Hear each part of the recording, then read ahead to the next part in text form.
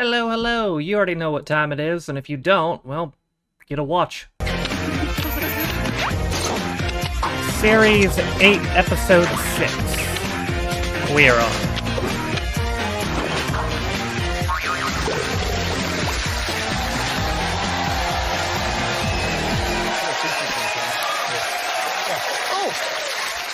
Hello and welcome to TB Burp, Foreign Shadow on Apparitions. Foreign Shadow. Agartum pratana. Anaesthetist doesn't quite get the hang of the defibrillator on Holby. He's down in the first. Whoa!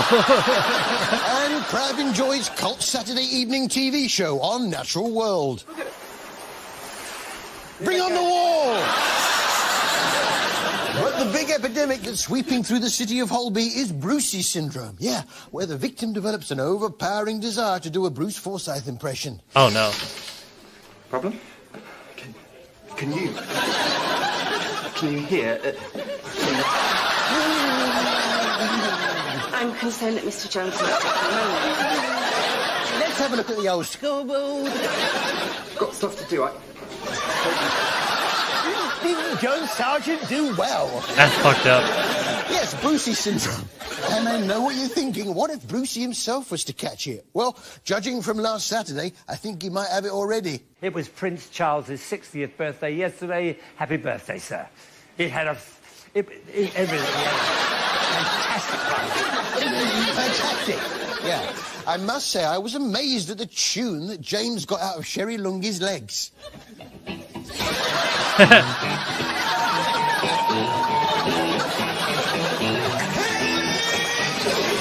Playing a lady's leg as a guitar, yeah. I fancy a go at that. I had fear for his ankle, sir. Have that jump. Bang, bang, bang, bang, bang, bang, bang. Oh.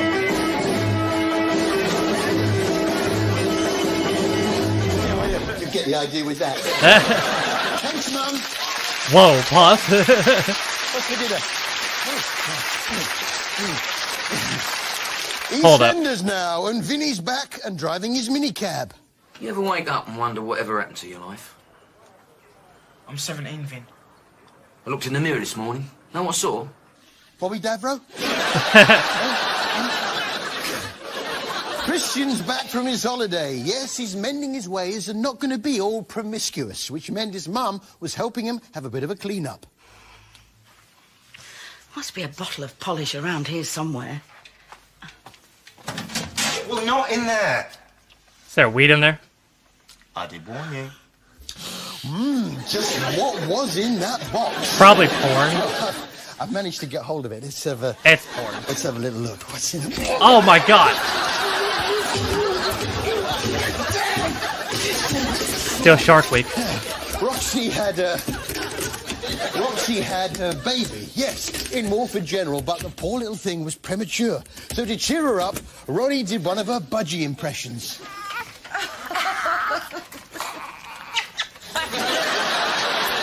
The fuck? Yeah. Oh, I've got a little budgie here. Isn't he nice? Oh no!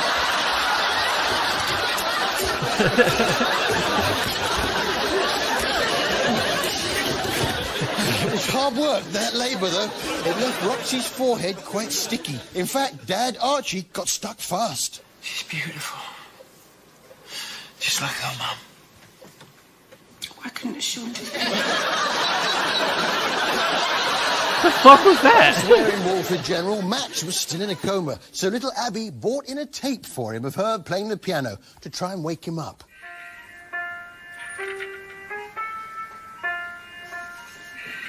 Sorry, Dad. I'm trying to learn it for the Christmas concert at school. He's gonna wake up and turn it off. But I will get better, I will. And so will you. You've got to. It's Christmas soon.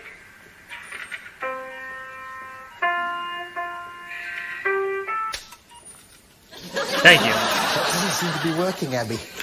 Try this, Max. Before you go.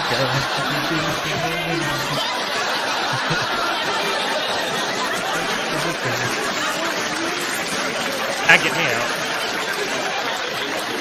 Which brings us to our silly question of the week. Silly question of the week. Do you want a kebab or not?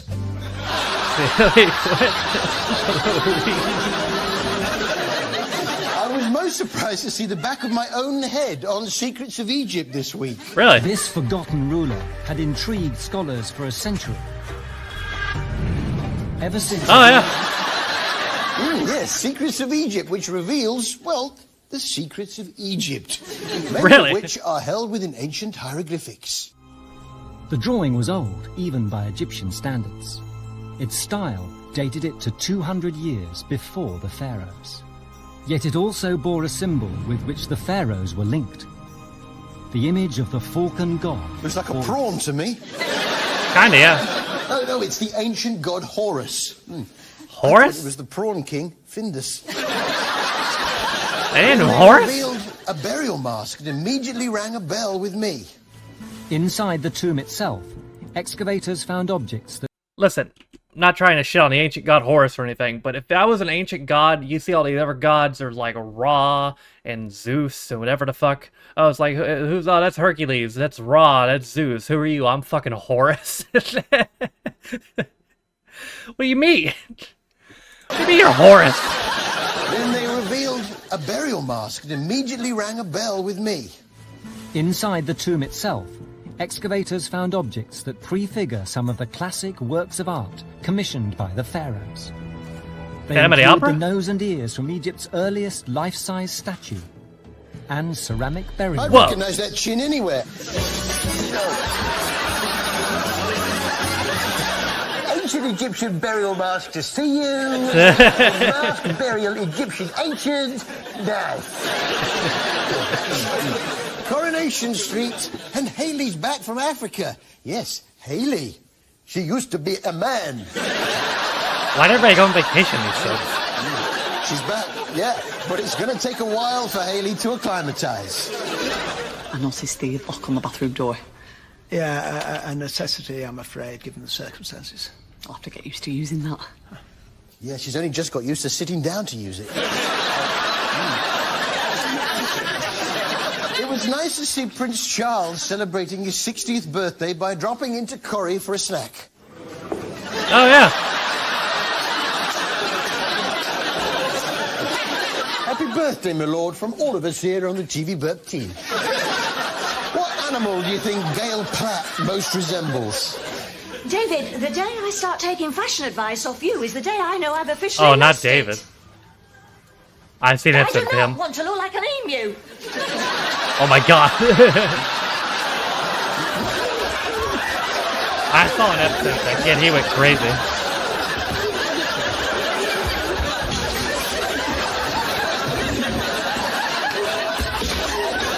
Oh. I think he killed her. I'm rather excited. I've got 2 tickets for the wife and me to go and see Bear Grylls' Born Survivor on ice. Hell yeah, brother. That's the most Bear Grylls thing I've ever seen. No, you're not going without me.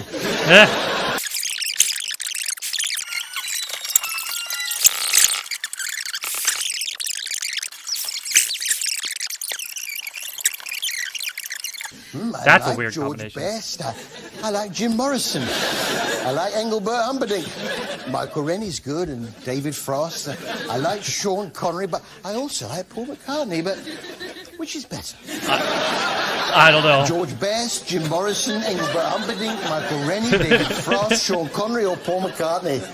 There's only one way to find out. Come on, Paul! Oh, come on, Paul! Oh, shit! Oh, no! Oh, here we go. Come on, Paul. Get him in the headlock.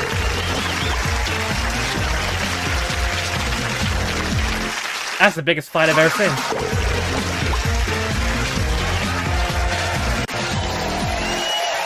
Welcome back to TB Burp. Hole takes Viagra overdose on Hole in the Wall. Bring on the wall! Oh, no.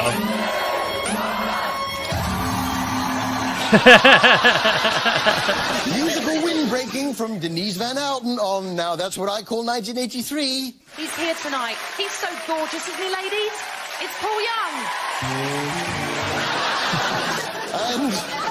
And crazed Esther Ranson kept in a straitjacket on I'm a Celebrity, Get Me Out of Here. I must say, I am enjoying the Robert Llewellyn vehicle, How Do They Do It?, in which interesting things are explained. In previous weeks, we've seen how fresh water is piped to London taps, Right, I the remember. secrets of the Zamboni resurfacing machine, and how wind power is transformed into electricity. I can't help thinking they've explained most of the really interesting stuff and are starting to scrape the bottom of the barrel. Uh-oh. There are around 2.5 million flights every month around the world, and every flight carries hundreds of passengers laden with hundreds of bags. So how do they get the bags to the correct destination at the same time as the passengers? They don't. Yeah. That is correct. But carry on, Robert. Don't let me put you off. At this point, every bag is given a unique 10-digit reference number in the form of a barcode, which is taped round the handle. Without this code, it's unlikely you'd ever see your bag again. And with it, you've got about a 40% chance. Yeah. A 40% chance of having to borrow your wife's pants for a week and rinse your socks in the hotel sink. We've all done it. I've shifted some of the most stubborn stains with a couple of drops of complimentary shower gel. Fair enough. See, in the wrong hands, this sort of detailed explanation could tend towards the dull, but Bob has an uncanny knack of livening it up. So while they ponder which cologne to buy in the duty-free shop, their bags enter the weird world of the baggage transfer system. Because the barcode tags are international, their bags can be tracked through this system. Wait a minute, that reminds me of something. You've been framed! Right, let's see what's going Getting down meta at there. Rosemary Schrager's School for Cooks. Oh, God. Both teams are boning like pros.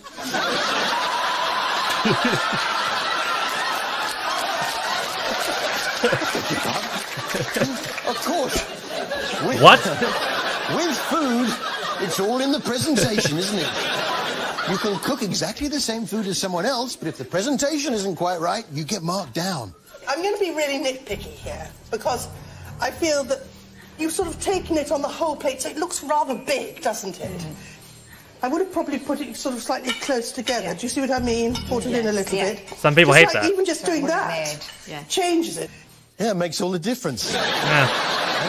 See, I would have thought one way to really improve the presentation of that meal would be to throw a few chips on. Chippy chip! Some of the would-be chefs did struggle, though, with even the most basic procedures. I mean, I've got a steak and kidney pie here, cooked by Marie, who seemed a little bit gung-ho with the knife work. With an unfamiliar knife in her hands, it's not long before Marie not a knife. slices more than her onion. Gary, except that needs to be cleared up, please. Thank you. You've obviously never used a knife like this. When you use it like that, so be very, very careful. Don't get your hands too close, because it's quite too late. dangerous. It's a wonderful knife. Yes, yeah, You do. yeah. But take it slowly, all right? Just take it slowly.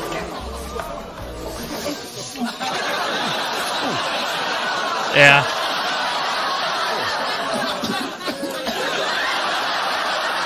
What, Sweeney Todd? She hadn't even trimmed the nails. Oh. Emmerdale was packed with action this week. First, Matthew King got engaged to Anna D'Souza, and Anna's dad, Donald, was most annoyed. Maybe it was because he had his eye on Matthew himself, but I'd never had him down as a curb crawler. Oh, I'm sure we can come to some mutually beneficial arrangement. You're offering me money. Everyone has their price, even you. Whoa. There you are.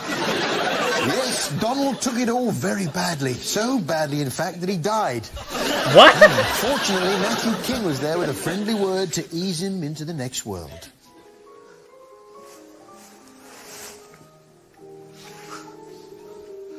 Why'd you have to go and die on me, you old git? Yeah, Donald wasn't the most popular character in the village. In fact, it looked like there was going to be a problem drumming up enough locals to carry his coffin. They might want us to be pallbearers. I doubt it. Anna's already asked me to do it. And what did you say?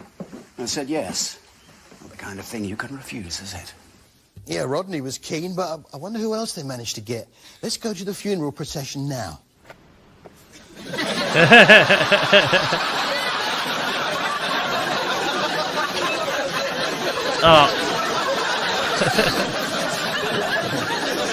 It's interesting how they treat death in the soaps. Donald D'Souza got a nice bit of piano music. Not sure it entirely matched the pictures.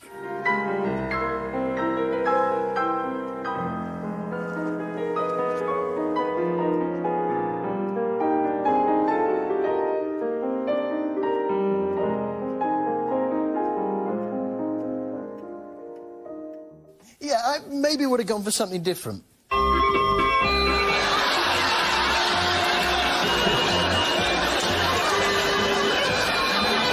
I like it. What did Diana from X Factor do with herself the week she had laryngitis and couldn't sing?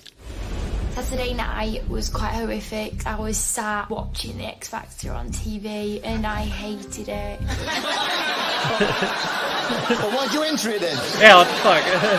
It's better than watching Merlin. But the big question was Diana well enough to sing? Well, she was certainly determined. Throat or no throat, I am going to give the performance of my life tonight.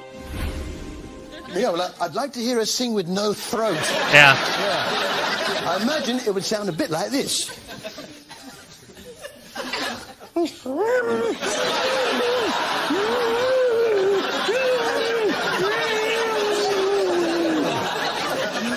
The good news was she did sing, yes. She even threw in a quick Kenneth Williams impression. And all the things that you...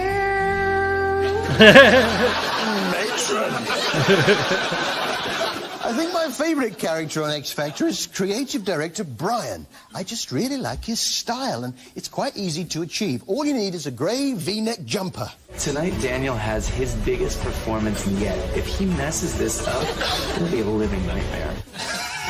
Hey, there you go. I'm just like Brian off X Factor. You look like E.T. Of course, it was great to see Leona back on the show. What a triumphant return, and what a build-up. Here's a reminder of the astonishing story of our very own Leona Lewis. Her journey began 2 years ago. Since taking the X Factor crown, she has become a global superstar.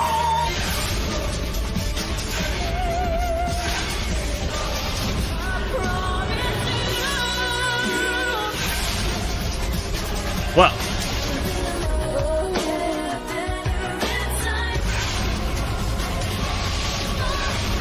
Oh, I thought this is first ever.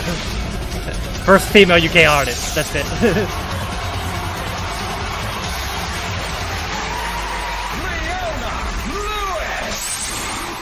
I'd like to see everyone get a big build-up That's like quite that. hype, Especially Louis.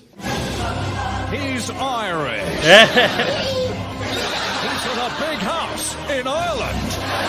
He's the only judge able to pronounce Eoghan quick. He eats shamrocks for breakfast. What are the public thinking? He didn't like Daniel. Everything was good, but you were bad. He secretly loves Simon. He pulls funny faces. Can we win the competition? Yes, we can. Louis Walsh. Nice. Which brings us to our very occasional item, the many faces of Louis Walsh, number 3, Smug. The many faces of Louis Walsh. Guys, listen, the Beatles is timeless music, and you can sing, you dance, you entertain, you have fun. That's what the X Factor is all about, and you've got it all.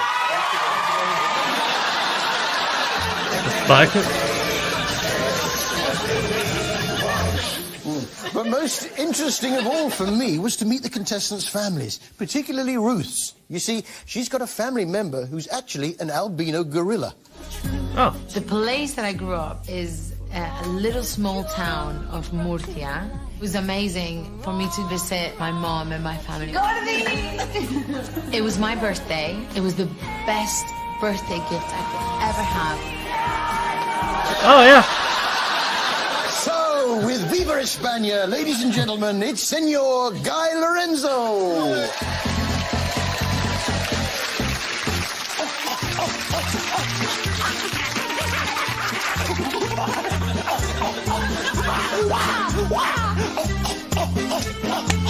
Oh, shit! Oh! Oh, no!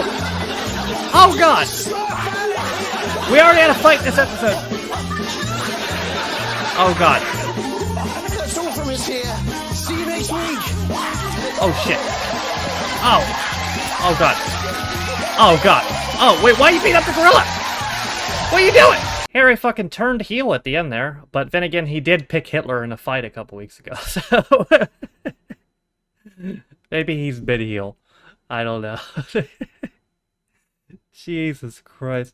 I mean, listen, honestly, that short snippet of the X Factor kind of reminds me of why I don't want to watch the X Factor, just because, I don't know, man. It just seems annoying. You know what I mean? Just like, the presentation of it annoys me. You know? Just like, I don't know. It's hard for me to explain. You get what I mean? You might kind of get what I mean, but just like, I don't know. It's just kind of annoying presentation wise. So I don't think I could sit for a whole fucking episode of that. I can sit for another episode of this though, and I will tomorrow. But for today, that's gonna do it for another episode of Harry Hill's TV Burp. Thank you guys for watching. If you liked the video, be sure to leave a like. If you didn't like it, don't. If you want to follow any of my social media links, they're all in the video description down below, as well as names on my patrons. If you didn't know, you can be Patreon me for as low as $1 or £1, and need access to direction videos, as well as reading comments up to date early, sometimes more. With all that being said though, my name is Taffy Steen. It's been a direction of Harry Hill's TV Burp, and I'll see you guys next time. Bye.